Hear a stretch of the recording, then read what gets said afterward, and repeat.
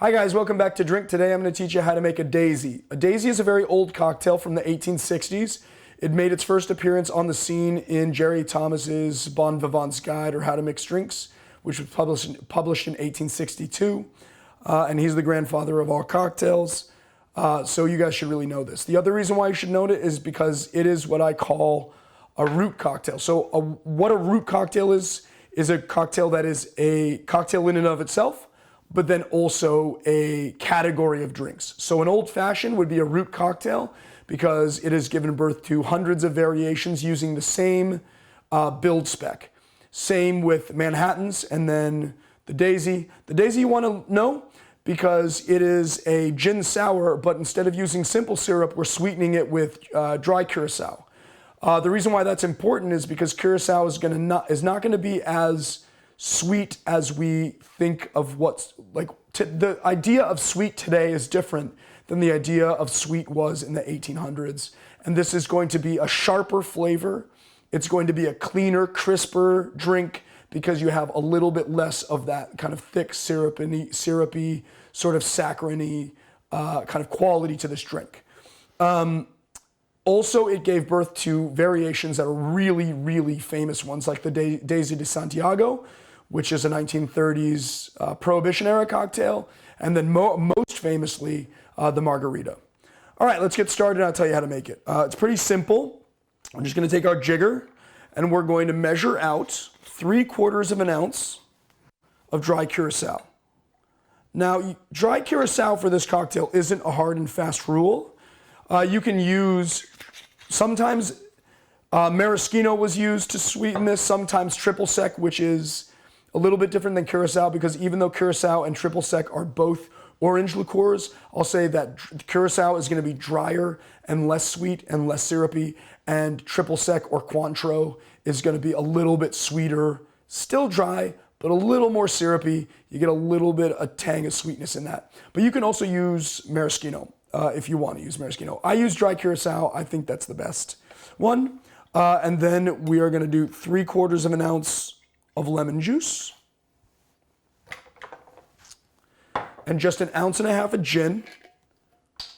I am not going to repeat why I'm using Beefeater. You can look at other videos where I explain why I use Beefeater for a lot of these cocktails, or maybe I'll just write it in the show notes. I don't know. And then you're just going to shake it. We're just going to shake it up real good. Add my ice with my hand because I'm at home and it doesn't matter. But if you're doing this for people, please use a scoop. And lock our tin. And shake it for about, 40 seconds.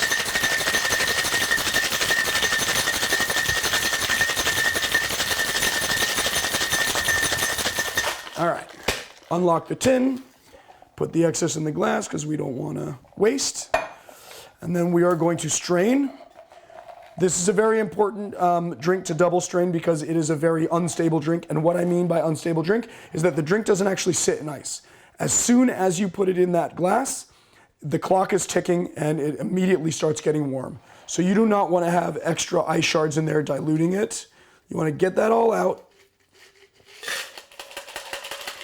Now the reason why this drink has a 1.5 ounce pour as opposed to a 2 ounce pour is because to finish it off, you were supposed to put soda in it, but I don't have the fucking soda because I'm not prepared, so let me go get it.